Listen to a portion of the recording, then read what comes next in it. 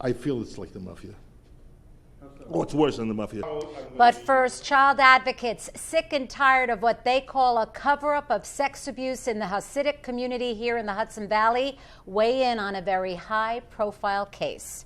Good evening, everyone. I'm Janine Rose. And I'm Scott McGee. It's a story News 12 has been following very closely over the last few years. Allegations of an epidemic of sex abuse in one of the nation's most religious communities.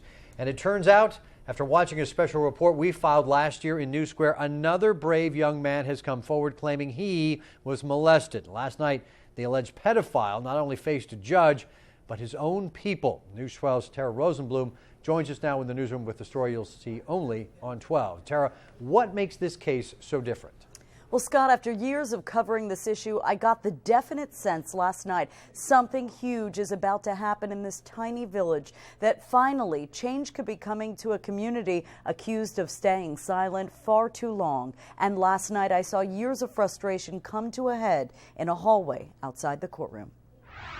We're very concerned about the fact that the admitted molester got away without any jail, even though he's in a community where he poses a great threat. I'm not going to answer the question. Justice was done. That's the issue. We argue justice was not done as long as children were not protected. You don't hear shouting, you don't see shoving, but this confrontation between a respected Rockland rabbi and a long-serving judge was a truly rare moment. In New Square, problems are always private, but this clash shows victims' advocates want to go public.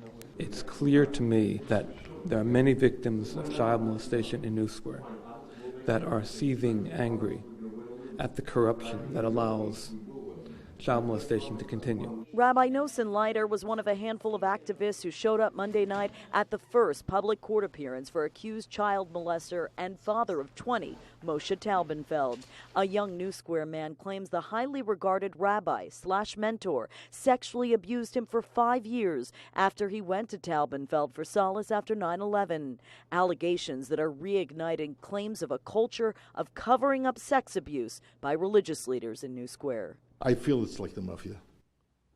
Oh, it's worse than the mafia, because the mafia has a rule: we don't touch children, we don't touch grandmothers.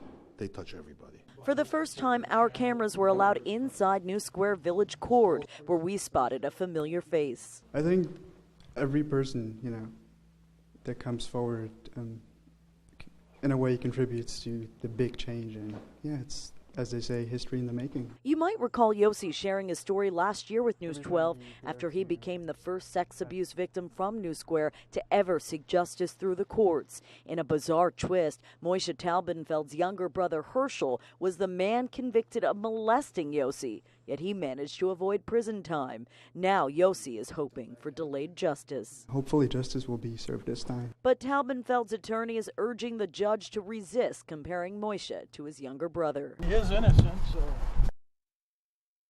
Now, the judge did adjourn the case for 2 months, a case that's already received international attention, Scott. And if Moshe Taubenfeld is found guilty, he will likely become the first sex offender from New Square to ever serve prison time. We'll obviously be watching this very closely. Yes, certainly be watching. Hopefully other victims will be watching this and also come forward if they have been abused. Thank you very much, Tara.